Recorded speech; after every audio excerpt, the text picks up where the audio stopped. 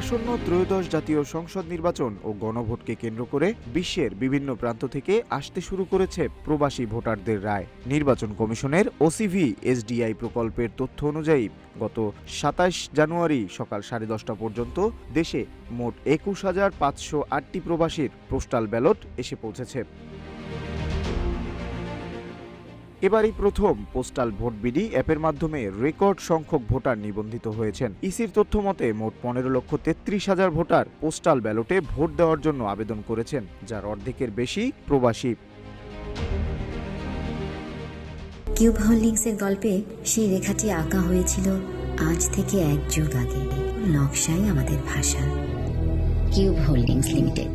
Commission সূত্রে জানা গেছে, প্রবাসীদের ভোটাধিকার নিশ্চিত করতে বাংলাদেশ থেকে মোট ৭,৬৬,৮৬২ জন প্রবাসীর কাছে ব্যালট পাঠানো হয়েছিল।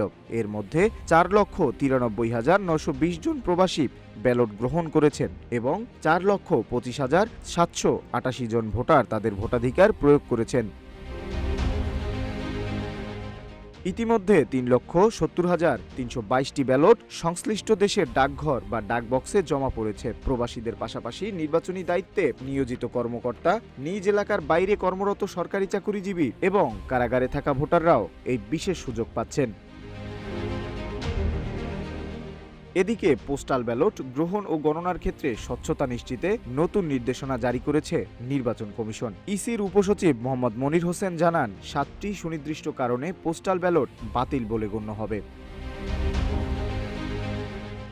ব্যালটের খামের ভেতর ভোটারের স্বাক্ষরযুক্ত ঘোষণাপত্র না থাকা, ব্যালটে একাধিক প্রতীকে চিহ্ন দেওয়া, কোনো প্রতীকেই চিহ্ন না দেওয়া কিংবা অস্পষ্ট চিহ্ন যা থেকে প্রার্থীর পরিচয় নিশ্চিত হওয়া যায় না। এছাড়া সংশ্লিষ্ট আসনে প্রতিদ্বন্দ্বী প্রার্থী ব্যতীত অন্য কোনো প্রতীকে ভোট দেওয়া বা ব্যালট পেপারে অন্য কিছু লেখা হলেও তা বাতিল বলে গণ্য হবে। আগামী ১২ ফেব্রুয়ারি বিকেল ৪টার মধ্যে সকল পোস্টাল ব্যালট সংশ্লিষ্ট রিটার্নিং কর্মকর্তার দপ্তরে পৌঁছাতে হবে। নির্ধারিত সময়ের পর পৌঁছানো কোনো ব্যালট গণনায় অন্তর্ভুক্ত করা হবে না বলে জানিয়েছে নির্বাচন কমিশন। এছাড়া কিউআর কোড ডুপ্লিকেট হওয়া বা স্ক্যান না হওয়ার কারণে বাতিল হওয়া ব্যালটগুলো আলাদাভাবে সংরক্ষণের নির্দেশ দেওয়া হয়েছে। উল্লেখ্য, সংসদ নির্বাচনের ব্যালট প্রার্থীভিত্তিক এবং গণভোটের ব্যালট হ্যাঁ ও না ভিত্তিতে আলাদাভাবে গণনা করা হবে।